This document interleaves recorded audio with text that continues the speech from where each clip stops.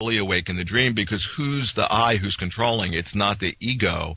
You know, there's some sort of deeper center that is actually, it's what I call the deeper dreaming self, or the true nature. You know, there are all these words for it, God or Christ or Buddha, whatever. But that's who you actually begin to discover that you are. You're the dreamer of the dream. And simultaneously, you're being dreamed by this deeper dreaming self too. And so that's a perfect metaphor. And one way to understand what I'm trying to point at is that just imagine like one person in a night dream and they have the recognition that they're dreaming. That's one thing. But then imagine in that night dream if they connect with other dream characters who are also beginning to wake up to that, to the nature of their experience, i.e. that they're in a dream. And imagine, all of this is through the imagination, that all of these dream characters who are awakening in the dream connect with each other and contemplate what they're discovering, i.e. that this world that they're in, being a dream, is nothing other than a function of their own consciousness, which means that it's manifesting in this like really problematic way that's really like imprisoning, because that's the way they've been conditioned to dream it out of fear. Yes. And that it's an actual expression of their own state of awareness. And when those dream characters who are awakening in that dream have that realization and put what they're realizing together, it's what I call the sacred power of dreaming. It's the part of us that's dreaming this dream up into materialization moment by moment. When you have enough people in a dream who are able to connect with each other and empower each other's sacred power of dreaming together, they discover, oh wow, we can change the dream. Now that's really clear in a night dream. That's empirically, anybody can have that experience. But what I'm saying is that that's the nature of our situation in the waking dream. Right. And that's what this is all about. That's what's playing out in the world theater is actually showing us exactly that. Okay? Right. And one thing that I'm thinking of here is if this can happen in a smaller scale, so to speak, because again, you're talking about the entire human species here, the collective unconscious of the human species, and that seems like a very daunting task. If you know what I mean, it's more like, does that mean that we have to change, everyone here, or does it matter only what actually I do? Because right now I'm coming from the perspective where I think that, okay, I have to start with myself first. That's the most important thing here, to change my own thinking and approach here in order to maybe at that point begin to influence someone else. But do you think that we can create these small bubbles within the unconscious, if you will, that are more conscious then, if you know what I mean? Yeah. Yeah, I totally know what you mean. And one of the big mistakes that a lot of people make is trying to change the collective, where the true change comes through a change in the individual. But as we, each person becomes more awakened and more integrated, they actually have an influence and an effect on the entire field. Right. And particularly when we connect with each other. So there's great, there's a metaphor that I use in my book about when you put grains of sugar in water, they just dissolve and dissolve until it reaches the saturation point, and then you put one more grain of sugar and then a crystal manifests in that moment. And think of like the collective unconscious, with any one of us having the realization of whether you want to say of the dreamlike nature or however you want to, sort of say it, any one of us doing that could be that grain of sugar that crystallizes a change in the collective unconscious of our entire species. And so, but the thing is that what you're saying is so important that we have to embody the realization ourselves, and then we actually are able to really, not only through our consciousness, but also then we're able to really kind of have an effect on people out there, in a way that's actually helpful, and instead of trying to convince them of something or having real energy that we're wanting them to get something, which of course then dreams them up to not get it in a feedback loop that I imagine we're all very familiar with, at least I am with that one, Yes. Very interesting. Now thinking of, the idea also here of how we can achieve, victory, as it were, in the war of consciousness, because again, this is This is about taking back your own. I don't know if we should call it property or whatever, but this is something that in a way belongs to me, but it has been, as you mentioned with the virus, this has been infected by others through propaganda, through the media, through what have you. So it's very important to begin to take that back and recognize, are my thoughts my own? Is it really me, in here having these desires and wills or what have you? Because so many people seem to be totally like programmed shells, if you will. Yeah. And that's the whole idea. That's one of the big dangers of like the whole just like becoming part of the herd. And, as compared to being an autonomous, independent agent, we actually then just get fed into, we like become part of like the collective mentality of unconsciousness, which then we're just reinforcing, on each other. And you see, one of the things that's important to have this realization, I feel, is one of the main things that's keeping everything in place, that's stopping people from having. Okay, one example would be this thing with the bailout. There are so many people who are really, they're turned on to that. It's incredibly criminal, that there's no way it's going to help, that crime that pays is crime that stays. And the idea that we're putting money into an unproductive sector of society, that's totally opposite of anything you study in economics. They always talk about to invest money in productive sectors. So It's clear that what's happening with the bailout is just, it's not going to help. It's criminal, just on and on. But certain people don't see it. And how come that is because it induces a form of post-traumatic stress disorder, of PTSD.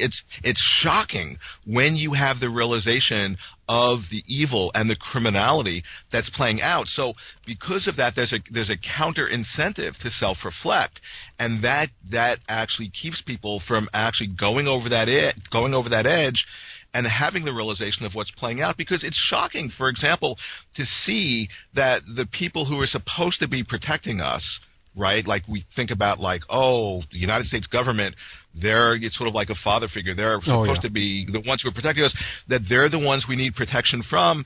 To have that realization, that induces a form of trauma, but it's a form of trauma that's actually important to have, because it activates certain creative energies in ourselves, and it begins to actually connect us with our creativity and with our power. Yes, indeed. I think also the main difference there is that, the first initial trauma is what with the bailout and all this, and we know that shock or trauma is a form of mind control. It creates that, schizophrenia, basically, Totally, but the other thing, of course, is that then the government comes along, as you say, Big Daddy is going to fix everything now, everything is going to be good again.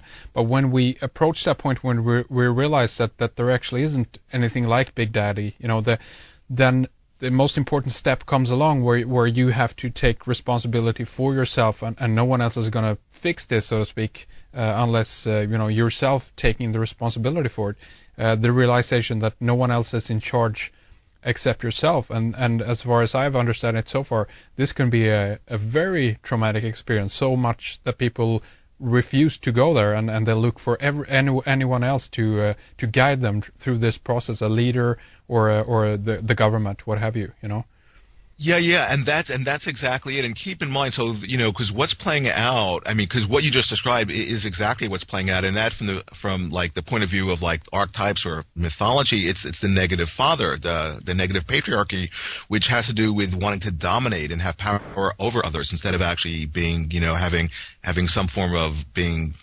related to people, as not being separate.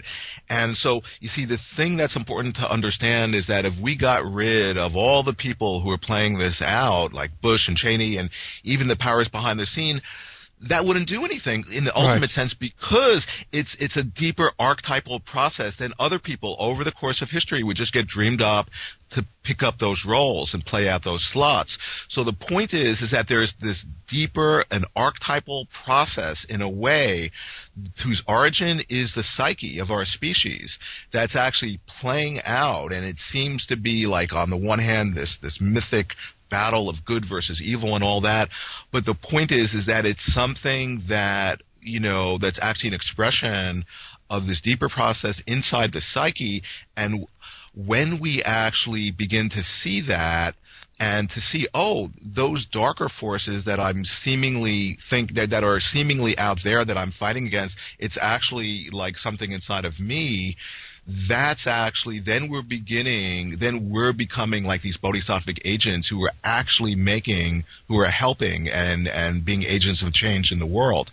And that's what this whole thing is about, is for us to begin to wake up to that, to the fact that there is this deeper process that's actually playing out and is destroying us, but is actually some form of it's showing us something that's incredibly important for us to wake up to.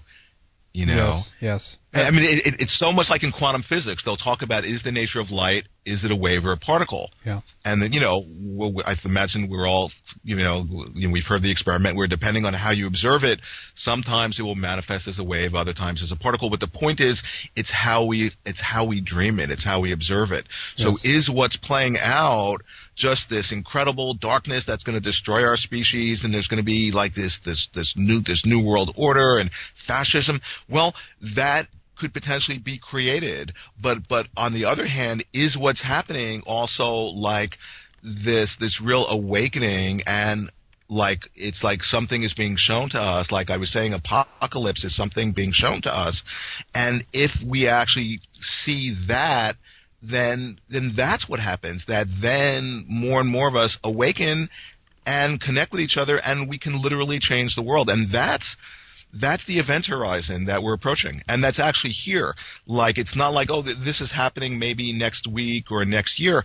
We're in a crisis right now. We really have to wake up and see what's going on, and actually, as participatory agents, to actually step into our power and into our creative genius. And I don't know what that looks like for anybody else. All I can do is just to cultivate that in myself. Yes. Yeah, I totally agree. I think in Japan they have the same word for opportunity and danger. It's that idea of with Right. great achievement come great risks. Basically, we have to, as you said in the beginning of the program, we're facing a very difficult period right now, but that also opens up the area of very, I think of that in a very kind of positive light, so to speak. This is something that means that the opportunities for this particular time they're huge. They're this could actually change the course of how we proceed from after this point in human history, if you will, and that's a very important node, so to speak, in the timeline here.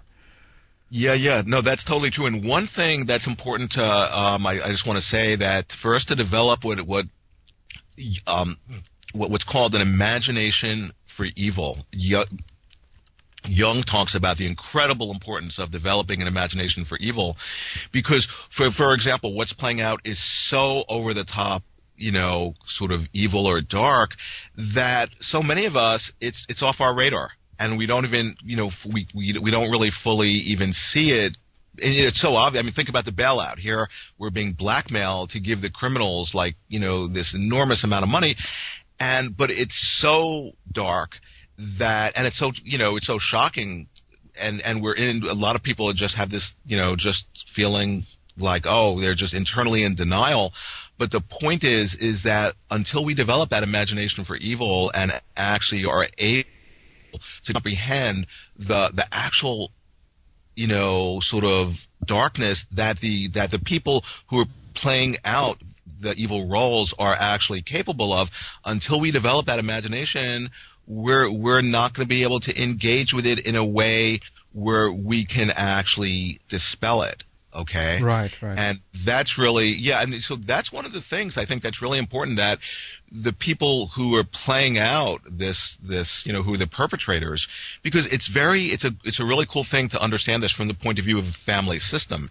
And in a family system, there's if there's abuse, there's perpetrators, and then there's people who are like in the role of feeling like they're like the victims. The victim, yeah. But an example of like with the bailout is that we're feeling like, oh, we're just the victims of this perpetration of the crime, but we're actually